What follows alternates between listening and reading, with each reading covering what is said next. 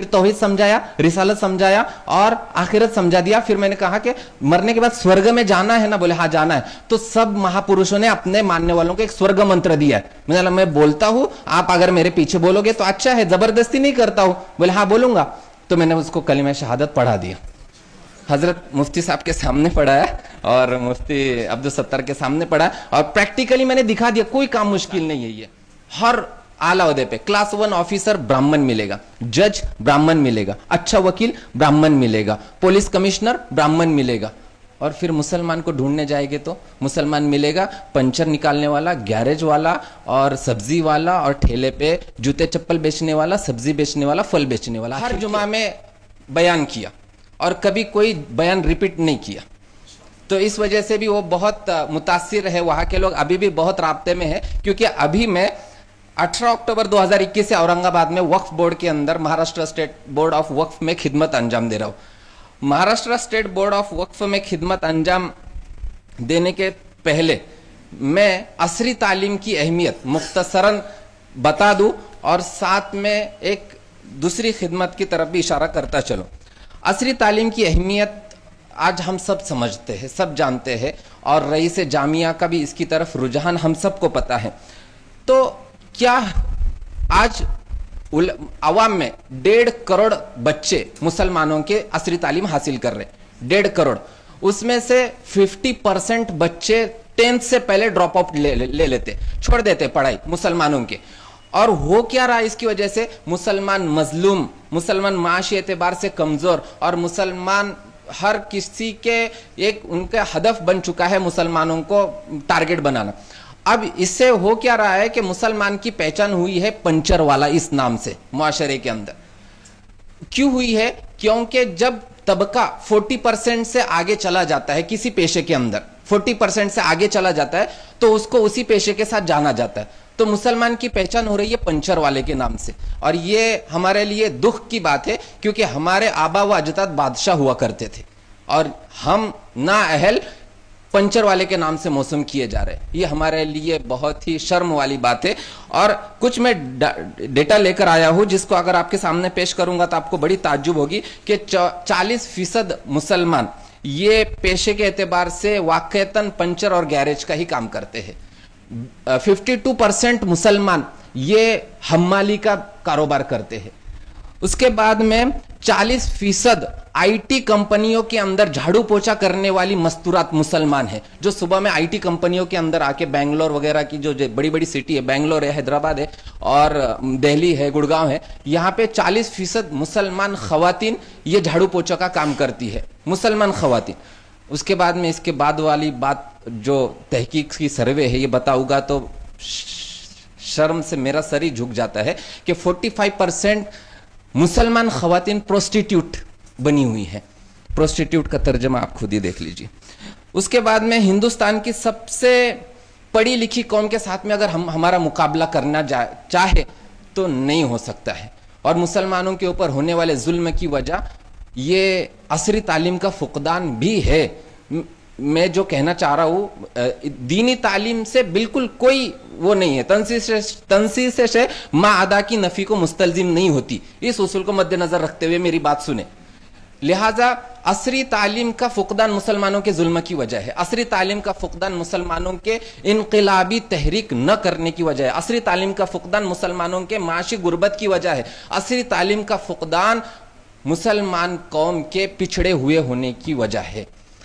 इसको हमें एक सुधारने की जरूरत है। कैसे, वो भी बताता हूं। असली तालीम हासिल करने के आसान तरीके, मैंने तो ये तो बताया मुसलमानों की कैफियत। आसान तरीके सबसे पहला ये है कि आरटीई के जरिए से हर कस व नाकस 9th स्टैंडर्ड तक तालीम हासिल कर सकता है फ्री ऑफ एजुकेशन के तहत। उसके बाद भी आला तालीम भी हासिल कर सकता है जिसके अंदर स्कॉलरशिप हासिल होती है। स्कॉलरशिप बहुत इजी तरीके से हासिल होती है। गवर्नमेंट की भी स्कॉलरशिप मिलती है और कॉर्पोरेट की भी स्कॉलरशिप मिलती है। कहां तक भी पढ़ सकते हैं। मैं अब तक पढ़ाई कर रहा हूं और एलएलबी का हजरत मैंने सीईटी एग्जाम दिया हुआ भी जी। मैं फाइल इसीलिए रखा हूं ताकि ये इसलिए नहीं रखा हूं कि मैं कुछ अलग से नुमाया चीज बताऊं, लेकिन इसलिए रखा हूं कि तालीम मेरी अभी भी जारी है। अभी एलएलबी का सीईटी इम्तिहान दिया हूं, उसके अंदर दुआ कीजिए पास हो जाऊं तो वकालत के लिए मैं दाखिला ले लूंगा और वो पढ़ाई शुरू कर दूंगा।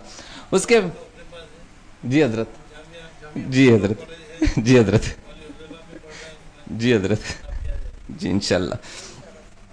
और जिन कौम को तरक्की मिली है वो तालीम से ही मिली है, दीनी तालीम हो या असरी तालीम हो। दीनी तालीम का बिल्कुल अपनी जगह पे एक मर्तबा है, मैं फिर से एक बार कह रहा हूं, मैं उससे कोई मुझे तारुज नहीं, लेकिन असरी तालीम के इन्हिराफ की वजह से बहुत ज्यादा नुकसान होता जा रहा है।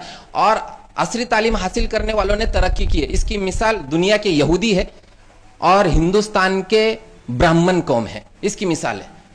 हर आला ओहदे पे क्लास 1 ऑफिसर ब्राह्मण मिलेगा, जज ब्राह्मण मिलेगा, अच्छा वकील ब्राह्मण मिलेगा, पुलिस कमिश्नर ब्राह्मण मिलेगा। और फिर मुसलमान को ढूंढने जाएंगे तो मुसलमान मिलेगा पंचर निकालने वाला, गैरेज वाला और सब्जी वाला और ठेले पे जूते चप्पल बेचने वाला, सब्जी बेचने वाला, फल बेचने वाला। आखिर क्यों? तो इसके लिए हमें सोचना है, हमें खुद भी करना है। और हमारे एक एक एक एक हीरे के अंडर 1,000 लोग हैं। आप सब हीरे हैं, अन्नासु मादिन, आप काइन, ये माइंस हो, आपके अंदर से बहुत कुछ खजाना निकल रहा है। तो आपके अंदर 1,000 लोग हैं, उन तक इन बातों तक आप पहुंचा दीजिए। उसके बाद में मुसलमानों का सरकारी नौकरियों में आने का फुकदान, ये बहुत बड़ी वजह है कि मुसलमान इस तनज़्ज़ुली के अंदर पहुंच चुके। डेमोक्रेटिक कंट्री है, डेमोक्रेटिक कंट्री के अंदर जब तक हुकूमत के अंदर हम नहीं पहुंचेंगे तब तक हमारा जवाल ही होता रहेगा। फिर से एक बार कहता हूं, डेमोक्रेटिक कंट्री में जब तक हम हुकूमत के ओहदे तक नहीं पहुंचेंगे तब तक हमारा जवाल ही होता रहेगा, चाहे कुछ भी कर लिया जाए। अमेरिका के अंदर रेड इंडियंस थे, रेड इंडियंस के ऊपर बड़ा जुल्म हुआ। अमेरिकियों ने, गोरों ने वहां पे कालों को मारा, उन्होंने बर्दाश्त किया और अपने बच्चों को पढ़ाते गए यहां तक कि 30 साल के बाद में वहां के बड़े बड़े ओहदों पर वो रेड इंडियंस ही फाइज हुए। गूगल का सीईओ इंडियन है, उसके बाद माइक्रोसॉफ्ट का सीईओ इंडियन है। क्यों हुआ? उन्होंने तालीम के अंदर उनको आगे बढ़ा। और ये वो इंडियन नहीं जो यहां से गए, समझ लीजिए, ये वो इंडियन नहीं, ये वो इंडियन है जिन्होंने वहां पर ही तालीम हासिल करके उनको पढ़ाया। रेड इंडियंस ये वही के, यहां से गए हुए नहीं है, ये वही के है। उसके बाद में और मुख्तसर कर देता हूं कि सरकारी नौकरी हासिल करने के लिए मैं एक तरीका बताता हूं कि क्या किया जाए। मैं जब गया था वक्फ बोर्ड के अंदर इंटरव्यू के अंदर, यही फाइल लेकर गया था, इस वजह से हजरत के सामने रखा हूं। इस फाइल के अंदर हजरत,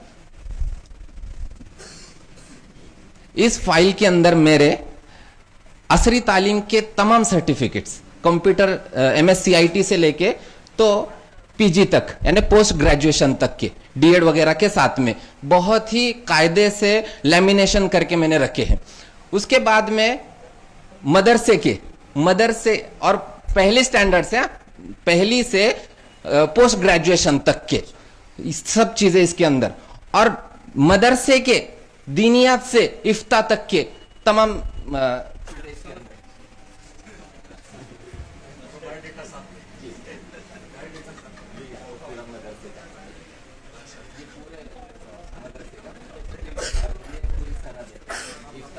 तो जब मैंने हजरत ये चीज सीईओ ऑफ वक्फ बोर्ड को दिखाई तो बस इसी से मुतासिर हो गए वो जी। और कहा है वो बहुत मुतासिर होते, आज तक किसी ने इनकार नहीं किया। हम कल रास्ते से आ रहे थे, 12 साथी थे, मुफ्ती साहब साथ में थे, तो इनसे मैंने तस्कीरा किया ऐसा ऐसा करते हैं। पेट्रोल पंप पे सिर्फ 7 मिनट के लिए रुके थे दोंडाईचा के आगे, तो वहां पे करण नाम का एक लड़का था, पेशाब पानी से फारिग हो रहे थे, तो करण के साथ में मैंने बात शुरू किया, उससे मजहब वगैरह पूछा, तो कहा आदिवासी है। मैंने कहा तुमची राष्ट्रपति पण द्रौपदी मुर्मू आदिवासी है, तो बहुत मुतासिर हो गया। फिर मैंने आगे बात शुरू की, मैंने पढ़ाई कहा था कि बोले साइंस से पढ़ा हूँ 12th तक। मैंने बहुत अच्छा, मैंने देखो पानी है, पानी को पानी बोलते हैं, कोई नीर बोलता है, कोई जल बोलता है, और केमिस्ट्री तो तूने पढ़ाई है, इसको H2O बोलते। बोले बहुत खुश हो गया वो, हाँ बोले H2 बोलते। मतलब ऐसे ही अल्लाह है, ईश्वर है, और तुम क्या ईश्वर बोलते, हम अल्लाह बोलते, कोई गॉड बोलता। तो उस अल्लाह तक पाने के लिए महापुरुष आए हैं, महापुरुषांना पाठवलं त्याने, आणि प्रेषित मोहम्मद हे महापुरुष होते, सगळे महापुरुष असतात। जसं साईबाबा म्हणाले सबका मालिक एक है, पण साईबाबा मालिक नाहीये, मालिक कोणी दुसरंच आहे।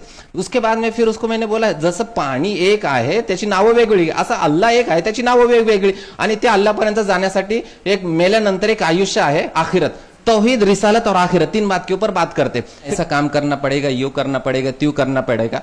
मैंने कहा सर हम पैरवी एक कैस न फरहाद करेंगे, एक तर्ज जुनू और ही इजाद करेंगे, और उस तर्ज जुनू को वहां पे इजाद किया। एक बहुत बड़ा काम था शेड्यूल 1 बनाने का, वो शेड्यूल 1 कोई बनाता ही नहीं था, कोई करता ही नहीं था। चैरिटी का एक शेड्यूल 1 होता है, वक्फ बोर्ड का एक शेड्यूल 1 होता है। तो वक्फ बोर्ड का शेड्यूल 1 उसका रजिस्टर इतना बड़ा आता है, कम से कम 7-8 किलो का, वो लिखना था। तो मैंने जब से शुरू किया तो मराठवाड़ा अब कंप्लीट होने को है, जिसके अंदर 4000 फाइल मैंने कंप्लीट की। तो ये एक तर्ज जुनू मैंने वहां पर ईजाद किया वक्फ बोर्ड के अंदर। तो ये फाइल से ही वो मुतासिर हुए।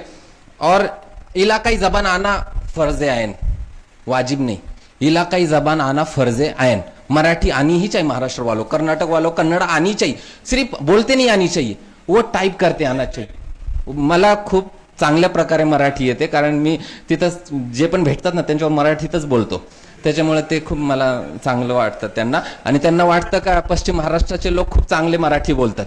तो ये इलाकाई जबान आपको इतनी अच्छी आनी चाहिए कि कुछ भी बोलो करो, टाइप करना है, मराठी जबान, मराठी इलाकाई जबान है तो आनी चाहिए। MSCIT मराठी में हो और इंग्लिश मराठी टाइपिंग आपको आनी चाहिए, ग्रेजुएशन का सर्टिफिकेट होना चाहिए। ये चीजें आपके पास है तो आप हुकूमत के किसी भी ओहदे तक पहुंच सकते हो। सिर्फ एक एग्जाम देना होता है, उस एग्जाम को हमारे लिए पढ़ाई करके 1 महीना, सिर्फ 1 महीना पढ़ाई कर, किसी आलिम के लिए मुश्किल नहीं है हुकूमत के ओहदे तक पहुंचना, किसी आलिम के लिए मुश्किल नहीं है हुकूमत के ओहदे तक पहुंचना, बल्कि IAS ऑफिसर तक बन सकते, क्योंकि हम इतनी पढ़ाई करते हैं यहाँ पे। अगर वहां सिर्फ 1 ही महीना करेंगे ना, कुछ नहीं करना होता है पढ़ाई का, बहुत आसान सी चीजें होती है। 1 महीना पढ़ाई करेंगे तो हुकूमत के किसी भी इम्तिहान को हम क्रैक कर सकते हैं, और वो क्रैक करके अच्छे से अच्छे पोस्ट तक हम पहुंच सकते हैं। ये तो हो गई आसान तरीका तालीम हासिल करने का। उसके बाद में एक जो खिदमत अभी औरंगाबाद में अंजाम दे रहे हैं वो ये है कि हम इतवार के दिन एक गश्त करते हैं, इतवार के दिन 3 बजे से मगरिब तक एक गश्त करते हैं। वो गश्त सिर्फ गैर मुस्लिमों में होता है। और आखिरी इतवार की ये कारगुजारी हजरत कि जितने साथी जमा हुए थे, 10 जमातें बनाई, 10 जमात में से हर जमात में 3 साथी थे, मेरी जमात में भी 3 साथी थे हम। तो हमने 18 लोगों को कलमा पढ़ाया, गैर मुस्लिमों को। और ये काम हर इतवार को करते हैं, जुमा के दिन भी करते। जुमा को साथी कम होते, छुट्टी ना होने की वजह से इतवार के दिन ये बहुत कायदे से सब शरीक होते हैं। टूरिस्ट पॉइंट पे जाते, हॉस्पिटल्स में जाते हैं, जहां पे लोग इंतजार में रहते, इसलिए कि ये अमानत है हमारे पास में। सबसे बड़ी अमानत आज कुछ कोई है तो ये ईमान वाली अमानत है जो गैर मुस्लिम तक पहुंचाना है। वो जो हमारे दुश्मन बने हुए इसी वजह से कि हमने अमानत उन तक नहीं पहुंचाई है। जब ये अमानत हम उन तक पहुंचा देंगे ना तो वो बहुत मुतासिर होते हैं। आज तक किसी ने इनकार नहीं किया। हम कल रास्ते से आ रहे थे, 12 साथी थे, मुफ्ती साहब साथ में थे। तो इनसे मैंने तस्कीरा किया ऐसा ऐसा करते हैं। पेट्रोल पंप पे सिर्फ 7 मिनट के लिए रुके थे दोंडाईचा के आगे। तो वहां पे करण नाम का एक लड़का था, पेशाब पानी से फारिग हो रहे थे। तो करण के साथ में मैंने बात शुरू किया, उससे मजहब वगैरह पूछा। तो कहा आदिवासी, मैंने कहा तुमची राष्ट्रपति पण द्रौपदी मुर्मू आदिवासी है, तो बहुत मुतासिर हो गया। फिर मैंने आगे बात शुरू की। मैंने पढ़ाई कहा था कि बोले साइंस से पढ़ा हूं 12th तक। मैंने बहुत अच्छा। मैंने देखो पानी है, पानी को पानी बोलते हैं, कोई नीर बोलता है, कोई जल बोलता है, और केमिस्ट्री तो तूने पढ़ाई है, इसको H2O बोलते। बोले बहुत खुश हो गया वो, हाँ बोले H2O बोलते। मतलब ऐसे ही अल्लाह है, ईश्वर है, और तुम क्या ईश्वर बोलते, हम अल्लाह बोलते, कोई गॉड बोलता। तो उस अल्लाह तक पाने के लिए महापुरुष आए हैं, महापुरुषांना पाठवलं त्यांनी। आणि प्रेषित मोहम्मद हे महापुरुष होते, सगळे महापुरुष असतात। जसं साईबाबा म्हणाले सबका मालिक एक है, पण साईबाबा मालिक नाहीये, मालिक कोणी दुसरंच आहे। उसके बाद में फिर उसको मैंने बोला जसं पाणी एक आहे त्याची नावं वेगळी, असं अल्लाह एक आहे त्याची नावं वेगवेगळी, आणि त्या अल्लाहपर्यंत जाण्यासाठी एक मेल्यानंतर एक आयुष्य आहे आखिरत। तौहीद, रिसालत और आखिरत, 3 बात के ऊपर बात करते। फिर तो बहुत आसानी से उनके 2-3 मिनट बात करके ये कलमा पढ़ा दिया।